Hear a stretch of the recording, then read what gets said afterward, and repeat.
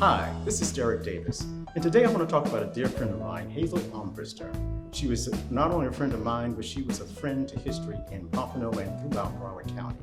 Today I want to do a tribute to her, and I have her sister here with us, so come and let's talk a little bit about Hazel Armbrister and her contributions to Pompano.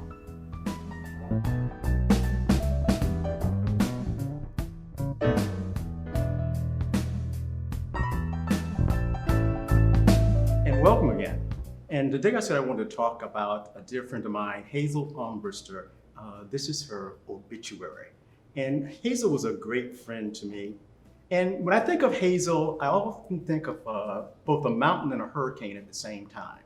She was a mountain because she was firm in her commitment with things. She was like sometimes an immovable force, but it was like a hurricane inside that mountain that moved things and got things going forward. So I always felt that she was this great person and an advocate of history. She was in so many historical things. She was once on the Broward County Historical Commission before it was disbanded. She organized the Rock Road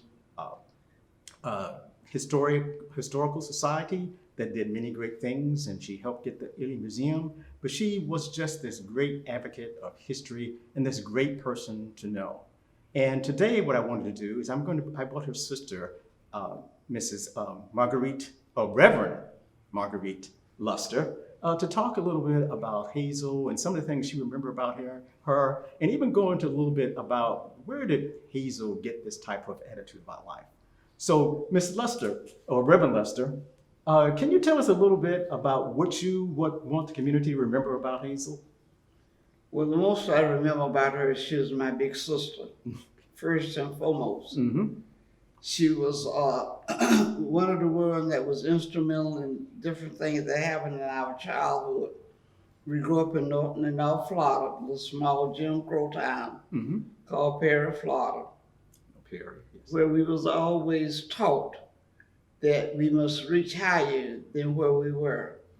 My mother, she was an entrepreneur in that she took the good time to teach us not to hate, but to love, but to be strong, always be like the eagle ready to fly.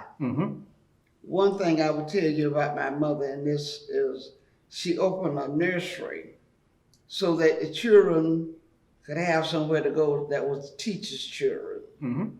And they didn't have the money to pay her. So they would bring food, like lima beans, give her 50 cents, dime, whatever.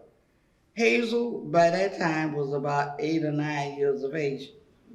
So she was always looking for a way to do something. My mama would take the lima beans and teach you math. Then after she teach you math with the lima beans, she'll put them in a pot with a little piece of meat, boil them, and we have them for lunch with some cornbread. Wow. So we was taught how to make do with whatever you had. And just to say a bit about my mom, she went to FAMC, it is now FAMU University. Yes. And when she went there, she became a practical nurse. So her goal was for us to always retire. And she was one of the first blacks to vote in Taylor County. And during that time, she also had to work other jobs, and Hazel became a mother figure to us. That she took care of us while Mama was working. And naturally, being the mother that she was, she wanted to see that things went on in the community. She was always instrumental in us being in plays, whatever event was going on at that time, we were a part of it.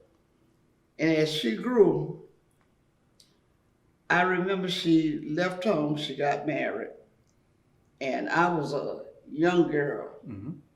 And she came back and this is just a fun part. She was gonna be my big sister and my mother. So she told me to do something, I wasn't gonna do it. Back in those days, if you beat a child, you didn't go to jail. So she decided she was gonna beat me. I don't know if you know what a clothesline prop is. I got the clothesline prop, and we squared off. She was about 18 and I was about 12, something like that. But my mama walked on the porch, and that ended that. She said, this don't happen in this family. She is the oldest, you are the youngest. You do what she said, and you don't tell her not to do the wrong thing. So that was that. Then after Hazel grew up, she went and worked in the tobacco field, trying to get a better life than what we had. And on that road to the tobacco field, she ended up working in the migrant stream.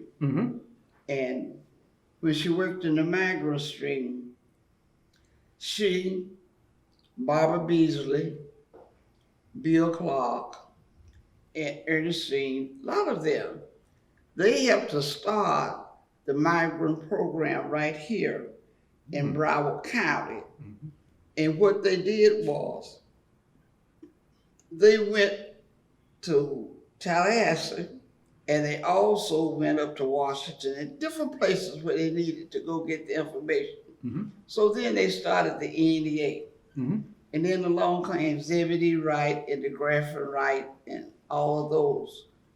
And they finalized the NEA and it went on about its business. Then the children out in what we call now Golden Acres. Back then it was the government project. Those children needed a place to go to school better than what they had. Because if you remember, they had school, but you had the wooden walkway that went up to the bathhouse, you know, where everybody went and took a bath, everybody washed their clothes. And that's when they began to talk about building a school. And the Markhams, that's why it's called Robert E. Markham School, they came over and they helped us to build that school. So Hazel was instrumental in that.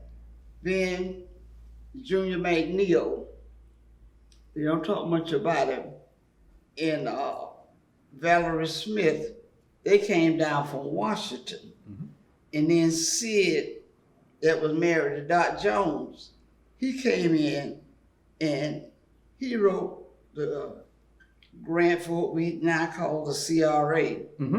Sid and Dot Jones was instrumental in doing that. In Callaway lives in Fort Lauderdale now. So Hazel was involved, all of us was involved in that. And after she got the help to get the migrant school built, then we also had to fight to get health care because she was still in the migrant stream. And she picked beans and she went up the road. I never did any of that. And she would tell me about it. And I asked her, I thought it was something very exciting and that I would want to go do it. But when she said, you have to get up on the truck, and then the boss man will come by early in the morning, if at 3 o'clock he wants you to get up, you went to the field. That was not for me. But the thing is, after she came from working, she would take the children and sit them down and begin to teach them, you know, how to write, you know, educating them that way. So that went on. Then she and Miss Hadley, after it was others, but these are just names, they started following the migrant stream. And they followed it from here. And they created a camp up in Geneseo, New York. And for 3 years, they had like migrant children up there, Indian children, different kind. And instead of those children going out in the field, she fixed it where they could come and be educated. For 3 years, the summer while we was out playing, she, Miss Queen West, and Miss Hadley, they was up in Geneseo, up in the mountain, teaching these little children what to do. During that time, she was still getting her an education. She went and she got one of the first GEDs in Broward County. And she went down to what is now, Dillon, Yes. because that was where you went. And after that, she began to get into the political field of it to see, because things was not good for blacks back in those days. It was very primitive. Mm-hmm. Well, you had a few. One was an electrician. You had Miss Ely as the principal. And over here it stopped right at Sanders Park. We live in Liberty Park. Liberty Park was a farming area. Mm-hmm. Cheetamo and Mr. Mitchell, Mm-hmm. they farmed back there. And where I live at is where one of their farms were. And it was a big gate. It stopped you. You couldn't go any further. Then the county came in and they built the project that was right here. Well, she was part of that. Okay. And seeing that it was set up and whatever it went on. And after the people got into the project, she made sure that they had more than just said the children in there. They took one long house and they created, we're gonna call a clubhouse. Okay. It was where you went there, you sold, you did schooling, whatever it was you needed to learn. And people right in the community was the one that helped us to get that done. Okay. And you said sewing and cooking and other things being They cooked? did sewing, cooking. They did just say, I'm a senior. I was a senior then. Mm-hmm. Well, I might not know how to write my name or fill out an application. Mm-hmm. They sit there, Pat Locken was instrumental in this, Jimmy Glenn. Okay. And they sit down and taught us. Then they taught us about politics. They taught us how to vote. She always sit down along with others, not by herself, along with others. Mm-hmm. And they taught us how to fill out our applications to vote. Okay. Now, can you tell us a little bit about the Ally building? 'Cause that's that's sort of like her. Okay, the Ally building, when we came here, Frank and Florence Ally Mm-hmm. had their barber shop up on the corner of where they got the building now. Mhm. Not Ally, but where they got the apartment building. And right around the corner from it was Mom's Country Kitchen. Mm-hmm. And you go this way and you was in downtown. Mm-hmm. Well, Hazel was very instrumental with Miss Allies because they worked this little Episcopal church you see over here. Mr. Fobbs and those. That was called the Bahamian Church because that was where all of them attend. So Miss Florence Ally was very instrumental in doing a lot of things, and Hazel followed behind her and what she did. They cut hair. She straightened out my hair. Was a beautician there. You're talking about Hazel? No, Miss Miss Ally. Ally. Miss But Ally. Hazel worked with them. We all worked together. Mm-hmm. You got to understand, like now, you got the Democratic Club, you got the Republican, you got whoever. You use the people that was in the community Mm-hmm. that had grassroots here Mm-hmm. to help you to get where you needed to go. Now, you mentioned earlier about the CRA board, which we know stands for the Right. Community Relations Board.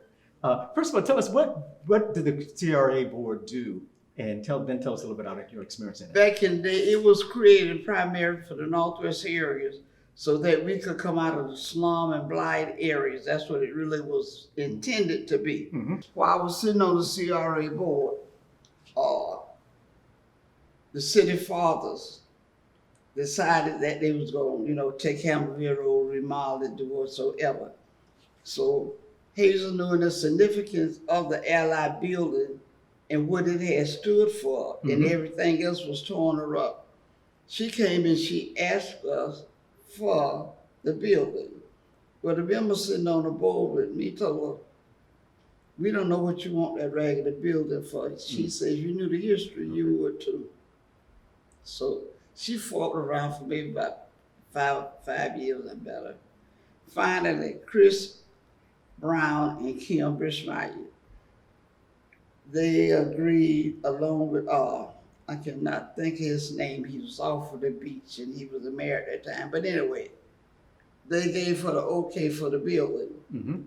But when they gave her the okay for the building, then some other people came in and said they was gonna tear it down. Wow. So I do have a picture of her standing by the building with the man with the wrecking ball, Oh, wow. ready to knock the building down, and she was standing up there. Uh-huh. So somebody called down, and they told them, no, you can't tear the building down. Griffin was one of the people because Hazel was standing there.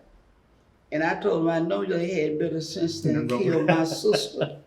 Oh. And then one of the people that was on the committee said, I don't know what y'all want, that old builder said, last night we voted, and we voted we was going, she stood her ground. She did not move. Yeah, that's why I called her a mountain. She was right there where you know, where the art part be. She stood right there. Yeah, because I know in a lot of articles they talk about how she single-handedly saved the airline building, and you're telling us how, that she actually stood in front of... She stood her ground. Okay. And the man and somebody told him, say, go ahead and swing the ball, swing the ball. Wow. He said, I will not hit her. And he came down off of the, whatever you call it, they will swing the ball. Bulldozer. He came down off of that. And then Fisher, but if somebody, I just cannot think of his name. Anyway, he said, we're going to give you the money. After she had won the building and stopped them from wrecking it, and CRA had agreed to give them some money, then here come the Omegas, Omega Phi Psi. And they jumped in under her with the help of some other people, and they were going to give them the building. Wow. So that meant Ally was out, Hazel was out.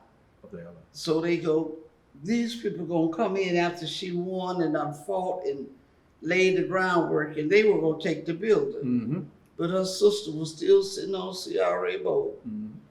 I'm a Reverend, believe me, at heart. But like I told them, when no way in hell they was gonna take a building my sister had stood there and say. So I'm glad you did. I can't remember all of them names. But this one guy told me, that's our building. We gonna get the building. I said, you will not get it. So what happened then, the presence of mind, said, I tell you what, you go on 10th Avenue down there where Loveland Theater used to be, put up your building. I said, everybody pass by 95 will see your building. I said, maybe they'll wanna come and join it. I said, but right now, my sister gonna keep Ally. Wow. Now, getting back to Hazel, what do you think if Hazel had something that she could say or give to the young people now? What would you think she would say to the young people now to help them within the next? She would tell them to keep climbing, keep reaching, never give up. Yes. If one door closed, 1,000 more doors open. Yeah. I know Hazel was a beautiful woman. I'm learning even more things that she got involved in, the things she did in Pompano. So that's why we want to do this tribute to her, because she was an icon of history here in Pompano and even throughout the state. So I'd like to thank her sister, Reverend Luster, for being with us. We have to come another day and talk about some of these things, because she had so much history to share with us. So thank you very much for being here. You're welcome. Let me share one thing and I'm gonna go. Okay. Bill Clark, who got to be the House of Representatives, the first black to leave here, and went to Tallahassee. He put the Alzheimer's bill on the floor. And when it was getting ready to be signed, he asked for delegation, different people to come. Hazel took the largest delegation for the Alzheimer's bill to be signed. I meant to bring the book, but I forgot it, so. Okay. So it's just so many things that Hazel did that please remember this icon of history in Pompano, Hazel Armbrister. Thank you.